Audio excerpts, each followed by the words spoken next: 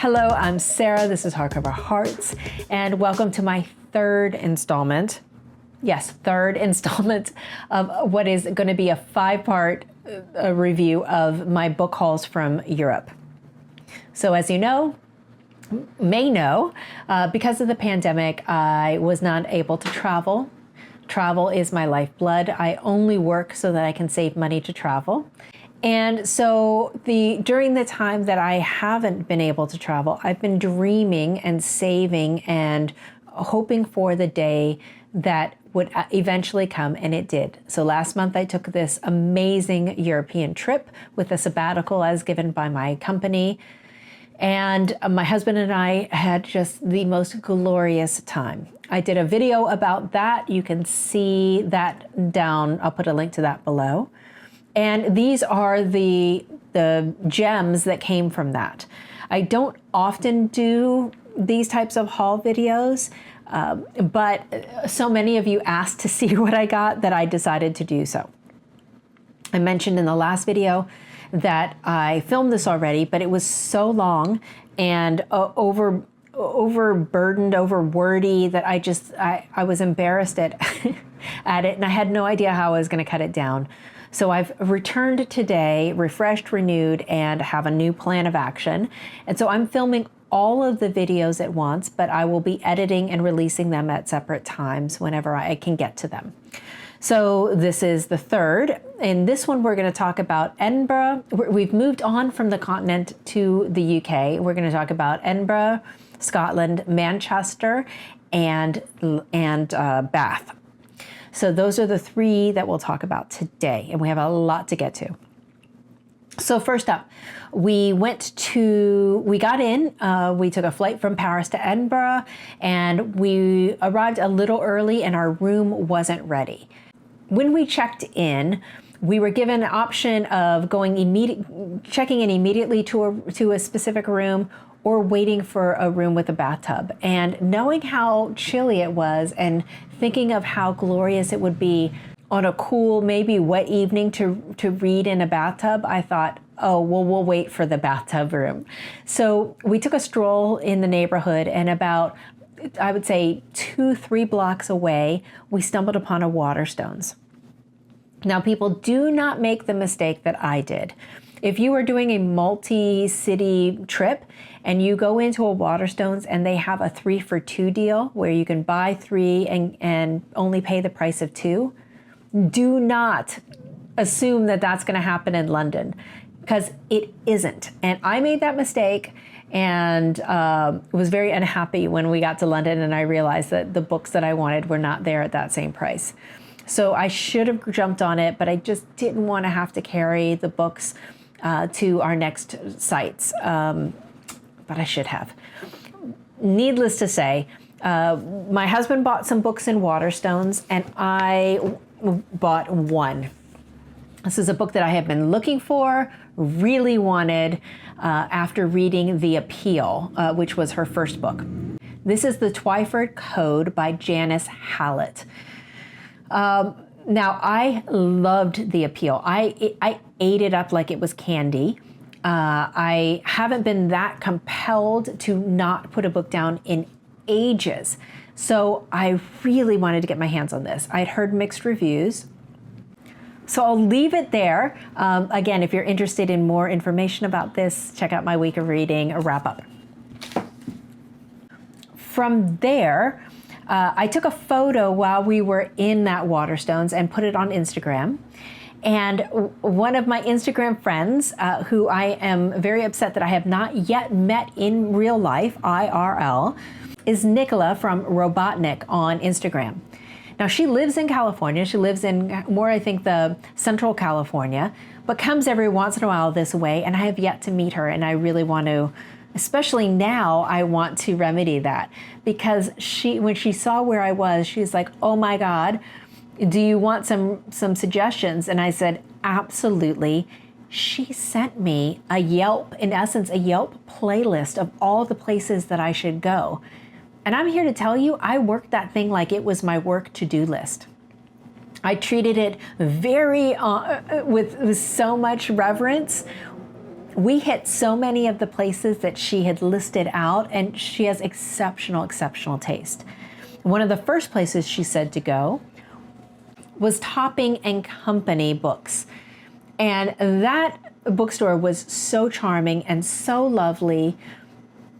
One of the best places. And I found this when I was there.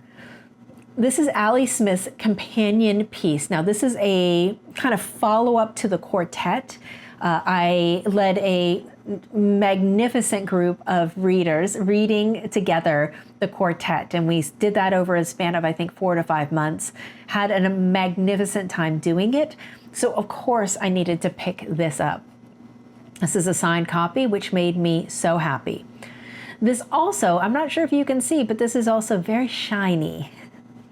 I found myself in a little bit of hot water because I got so excited that I posted a story on Instagram, and not thinking it through. That story feature is really dangerous for quick takes. I posted that I just loved how this bookstore wrapped everything in plastic. I know. Again, didn't think it through. I was, in my defense, I was thinking nostalgically about taking things out of the library and having everything protected and just the comfort of knowing that your books were taken care of. I didn't think it through. Yes, it's horribly wasteful. It's horrible for the environment. Mea culpa, I was wrong. Maybe they can find a material that is not so damaging to the environment, but that would be better at keeping your book covers also protected, because I do love a good hardcover book cover. Okay, so with that said, happy to get this. This is a signed edition, so quite delighted to have that. So that was all that I bought from Edinburgh, even though we went to a bunch of different bookstores, but I really didn't find anything in the used bookstores that I really loved or that I wanted to carry, because I knew that London was going to be the blowout. So I was kind of saving all of my juice for London. So after we left Edinburgh, we went straight to Manchester. And in Manchester, we planned just the greatest day, where I met up with my bookish BFF, Leo, from A Little Book Life here on YouTube, and Leo's Little Book Life on Instagram. So if you follow my channel, you know Leo and I read just about everything together. We have been buddy reading for about 3 years, have read about 40 books together, and he's just magnificent. He's so smart and he's so funny, and we just get along like gangbusters. So it was wonderful to finally meet up with him with the expressed intent of going to the Elizabeth Gaskell house. So one of my favorite of mine Victorian novels is North and South by Elizabeth Gaskell. And I also have a deep abiding love of Cranford. Those are the only ones I've read so far. So we went to the Elizabeth Gaskell house, had a blast. Please check out my video that I posted about my vacation. I have a lot more detail about that, including a surprise that was waiting for us that happened while we were there. But they had a lovely bookshop that included some used books. So I wanted to get 2 books.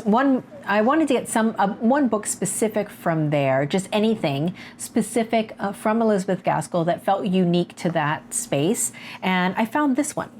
And this is The Grey Woman, just a beautiful edition. Look how pretty that is. And it's one of her Gothic ghost stories that she's very known for. So I thought this would be great for Victober, something to hold on to and read then. And then Leo has talked a lot about her letters and how he enjoyed her letters. Not as much as Jane Austen, but he really enjoyed those, and he learned so much about her from her letters. And so he encouraged me to get this one, which is A Portrait in Letters, Elizabeth Gaskell. So I went ahead and did so.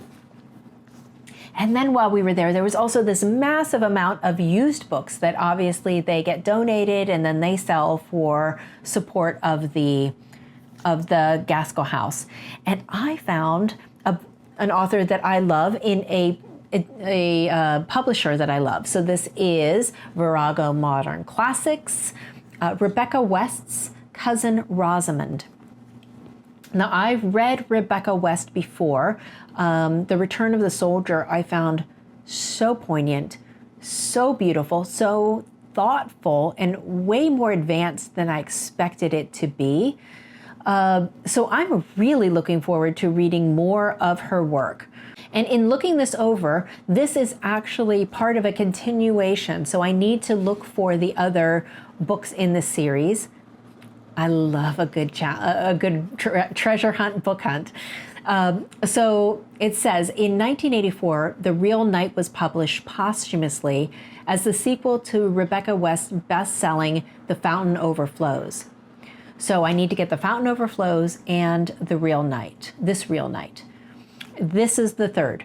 Here in Cousin Rosamund, we are presented with the final chapters of that saga as the glitter of the 1920s gives way to the Depression. Rose and Mary are now feted and successful pianists, but their happiness is diminished by their cousin's unfathomable marriage to a man they perceive as grotesque. Excluded from the realm of Rosamund's intuitive understanding, Rose looks to the surrogate wisdom of Mr. Morpurgo, while the days of domesticity with Aunt Lily and the Darcys at their pub on the Thames offset the tensions of foreign concert tours. And as Rose approaches middle age and begins to see more clearly herself and those she cares for, a new experience awaits her: the discovery of and delight in her own sexuality. Sounds amazing. Right up my alley. So I will be looking for the first two before I start this one. Then Leo surprised me and brought my birthday gifts. So I had a birthday when I was in the Alps, and so he brought my gifts to give to me in Manchester. And the first one looks unbelievable. This is In a Dark Wood Wandering, a novel of the Middle Ages by Helle S. Haasse. Let me show you this. And it's a book from the Netherlands this is the first time it's been translated into English. And it was first published in 1949 and has never been out of print. Set in the 15th century during the 100 Years' War between France and England, Helle Haasse's epic masterpiece brilliantly captures all of the drama of one of the great ages of history. The novel's larger-than-life characters move across a panoramic tapestry woven together by crisscross bloodlines and intense rivalries. There is the Mad King George VI and his heartless Bavarian wife, Isabeau, the king's dashing brother Louis, Duke of Orleans, and his sensitive Italian Duchess Valentine, and their son Charles, who inherits a ferocious feud with a powerful and scheming Duke of Burgundy. There's also Louis's bastard son Dunois, the fruit of his seduction of the beautiful wife of a courtier who becomes the right arm of Joan of Arc, and the English kings Richard II, Henry IV, and Henry V, the brilliant architect of the English army who changes the face of war at the Battle of Agincourt. Sounds phenomenal, right? For anyone who loves historical fiction as much as I do, this sounds absolutely amazing. And I really am excited to, this summer, dig into a big, meaty chunkster. And I think this will be it. Then he also gave me this incredible book. He has recently come into a love and appreciation of graphic novels. I used to work at a comic book store when I was in college and have long loved that genre and that style of storytelling. And he got me a phenomenal book. Look at this. This is Days of Sand by Aimee de Jongh. Hopefully I pronounced that correctly. And this is absolutely stunning. It is a story of a photographer who makes his way from New York to the states in the Midwest and Far West that are experiencing problems with the Dust Bowl. And it's so interesting. It's all about not just photographing them, but also being the humanity of being a person of privilege, having a job during a time when the Great Depression is on, and photographing people who are in their worst moments, and what goes in the frame and out of the frame in order to tell their story either most effectively or most likely to sell copy in the newspapers. Gorgeous, beautiful, loved it very much. Thank you, Leo. It was a fantastic, fantastic birthday gift. So after Manchester, we headed to London. We dropped all of our stuff in London, and I'll talk about my London books in the next videos.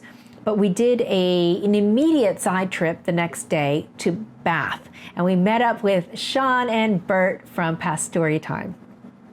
We had such a great time. It was just an amazing, amazing day. Bath is gorgeous, and I want to explore Bath a little bit more next time or in a future trip. One of the sweetest things is Bert showed up and had a gift for me. And this was Janette Turner Hospital's book, Borderline. Man, look at that cover. Is that not amazing? It's just so beautiful. And this sounds unbelievably fantastic. 3 people, strangers to one another, arrive at a border crossing. Felicity, an American gallery owner, is a veteran traveler, a woman whose itinerant history has made her receptive to the inexplicable. Gus, a Canadian salesman, is less self-possessed. An agitated man, he daily anticipates retribution for his sins, of which adultery is among the number. In an instinctive moment, these 2 disparate characters assist the third, a refugee from El Salvador. Immediately, their lives become dangerously and inextricably linked. That sounds absolutely fantastic. Sounds like something I would read anyway, but to have a gorgeous, like literally not even opened yet, copy of Faraga Modern Classic from Bert, who's so smart and wise and knows my taste impeccably. It just is the cherry on top. So thank you, Bert, for this. Okay, so we met up in front of Persephone and went in. And I had some books that I wanted to look for at Persephone, and then I just wanted to browse a little bit. I didn't do as good a job. What I needed to do and should have done was to actually go through my Persephone and find the ones that I didn't have the bookmark for. So the Persephone editions, in case you don't know, they're always this gray, gorgeous dove gray color. They always have these beautiful end papers and a matching bookmark. But a lot of times, if you find them used, it's very rare to find the bookmark attached or intact with the book. And so I have found every once in a while, I'll find one at a used bookstore. It's always like a gasp and get so excited, but very rarely will there be the accompanying bookmark. So I should have, and note to self, next time I need to make a list of the ones that I'm lacking and see if I can get them there. But one of the books that I wanted to get was The Victorian Chaise Longue by Marghanita Laxey. And this is very well known. It's kind of a slim and scary novel about a woman who, she's a young married woman. She goes to sleep on this chaise longue and wakes up and her body and can't move her body. Strange things happen. It's kind of like fever dreamy. So I've always wanted to read it, and Sean told me a fantastic story of her experience reading it. So I'll always think of that when I do finally get to this one. This one is called Operation Heartbreak by Duff Cooper. So this, from what I understand, this is a story of a young man who really wants to do his part and participate in the war effort, but is too young to do so. But somehow he manages to have a big contribution. This is supposed to be very poignant, very thoughtful, very heart-rendering. So it sounded like a good book. And it's one of the few that I've seen that is written by a man that Persephone has released. So I think that's an interesting thing to collect. The next is actually 2 books in one. It's As It Was and The World Without End by Helen Thomas. And this one, here, let me show you the gorgeous end papers.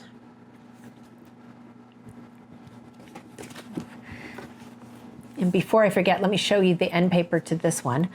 So little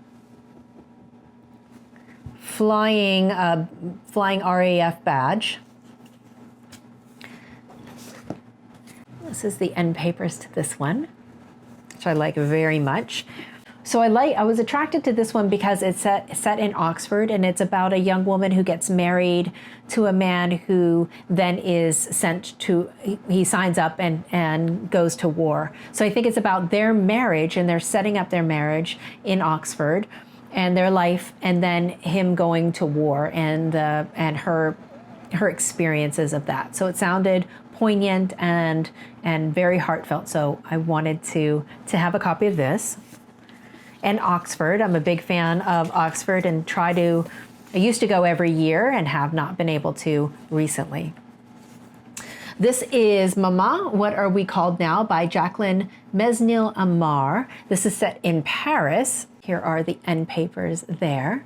I'm going to read a little bit from the bookmark because it really helped me make my determination that this is what I wanted to buy. And so one day I arrived back in Paris. It was as if I had found my soul again, my very being. Paris was empty, huge, silent. There was no traffic apart from their fast cars. I was able to see my parents again. For some 30 years they had lived in the same place, and now they had been forced to go into hiding. My father was being hidden by his old cook in a tiny flat in Montmartre, in a narrow little street where everyone referred to him as the gentleman. He would step out with a stick in the morning, somewhat disguised, or so he believed, wearing a cap and not so many medals. He saw almost no one from his old life, apart from 2 or 3 friends and my mother, who was worn out by the endless coming and going on the metro, but still elegant and beautiful. So it sounds to be a story of a family in hiding in Paris from the Nazis in the Vichy years. Sounds fantastic. And this one was a huge surprise. It said one of the best novels ever written from South Africa. And I thought, what? This is The World That Was Ours by Hilda Bernstein. And let me read a little bit from the back about Hilda, because this was fascinating. Hilda was born in 1915 in London, but in 1933 went to live in South Africa, where she married Lionel Rusty Bernstein, and they had 4 children between 44 and 56. She was elected as a communist on the Johannesburg City Council, worked as a journalist, and was a well-known public speaker, helped found the Multiracial Federation of South African Women, and worked closely with the ANC's Women League in opposition to apartheid. Her books included one about Stephen Biko, a thriller, an oral history of life under apartheid, and Separation, a memoir about her family. The World That Was Ours came out in 1967, 3 years after the 1964 Rivonia trial, at which her husband was acquitted, but Nelson Mandela and others were sentenced to life imprisonment. Having escaped to England, Hilda Bernstein continued to write, becoming a successful painter, and was much in demand as a speaker. She went to live in Cape Town in 2004 and died there 2 years later. So this book is very much about an anti-apartheid book, and it's autobiographical. So cannot wait to read this. So those were my Persephone purchases. Quite pleased with those. After that, we were a little parched and a little hungry, so we went for lunch, and then after lunch went to a used bookstore, kind of a charity shop that my husband and I had seen on our walk from the train. And it was called Dorothy House, and it was a charity shop that was getting funds for a hospice care. I believe very strongly in hospice. My father was lucky enough to pass in hospice care, and so knowing books plus a great cause was like I needed another reason to go. So we went in there, and going into a used bookstore with Sean and Bert was absolutely heaven on earth. So many great suggestions. I'm going to put a link to what I call the Bert list. I've talked about this in previous videos, but For charity, he was kind of curating lists for people, and this was a few years ago, and I was lucky enough to bid and win one of these spots. So he made me a list that it was so phenomenal that it's still gold to this day. So I was very excited, as you can imagine, to be going through a used bookstore with him. And he would do this cheeky thing where he would pull out a book, he would kind of tell me about it, and then he would try to put it back as in, no pressure. I mean, and I think I grabbed every single one of the ones that he pulled out. So let me show you what those were. The first one, man, this is such a great cover. It is Nina Baldwin, A Woman of My Age. And it says, sunlight, infidelity, and death assault a marriage in its middle years. Can it survive? And this cover is just amazing. Look at that. How great is that? So it involves a holiday in North Africa. Already I'm sold. That's all I needed. Holiday in North Africa, perfect setting, great cover, and a Bert recommendation. Sold. Then I asked him about Margaret Drabble because I've seen her name, but I've never read any of her work. And I asked him if he thought I would like her. He said maybe, and we found one of her early works that he said I should give a try. And this is called The Garrick Year. But look at this, this cover is just so late 60s, early 70s. And it says, theatrical marriages, glamorous, scandalous, bitchy, brief, or are they in fact just like everyone else's? This novel takes the lid off one such marriage. Inside we find Emma married to an egocentric actor playing a year's season at a provincial theater festival. David, her husband, and Wyndham, the producer. The mixture turns rapidly to acid. Sounds like a great palate cleansing read and an opportunity for me to experience Margaret Drabble and see if I like her work. Then I found, he found these really nice Virago Modern classics. And this is Antonia White. Now I have read the first of this. I read The Frost in May. Backlist had done a story on it, a podcast on it, really highly recommended. And it's a story of this young girl who is sent to a convent school, Catholic school. And in that school, most girls either go into the convent or you don't. And it was just atmospheric, so interesting, such a really good novel. This is the continuation of that little girl's story in three separate books. The first is The Lost Traveler. Next is The Sugar House. And then the final one is Beyond the Glass. And I love that cover. So that was kind of the ones that they helped me find. And I found this one that I've been meaning to read. And I think, ironically, I saw it on Sean's channel. Past Story Time is the channel they jointly run. And it's glorious. I'll put a link to it below. So this is The Outrun by Aimee Liptrot. And it's a little bit of nature writing, a little bit of a story of this woman working to get sober. So a sobriety story. And it says, at the age of 30, Aimee Liptrot finds herself washed up back home on Orkney. Standing unstable on the island, she tries to come to terms with the addiction that has swallowed the last decade of her life. As she spent her mornings swimming in the bracingly cold sea, her days tracking Orkney's wildlife, and her nights searching the skies for the merry dancers, Aimee discovers how the wild can restore life and renew hope. Sounds fantastic. And my understanding is that this is autobiographical, so perfect for Nonfiction November. That was a very long video. Thank you so much for watching. That was a nice wrap up of that part of the UK. Next up will be London in two parts. Thank you so much for watching. Let me know, are there any books that you've read of this list? What did you think? And then are there any that you would recommend based on seeing this list that you think I might like?